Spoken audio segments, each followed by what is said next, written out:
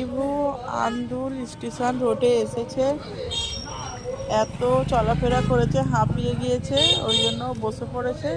এই চলো, চিংড়ি মাছ কিনবে বললে তো, দেখি চলো চলো, এইদিকে দেখো একবার।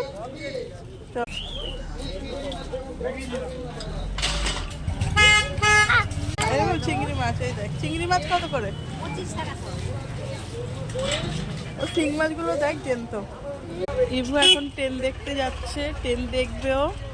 এই কি ট্রেন দেখবে? হ্যাঁ,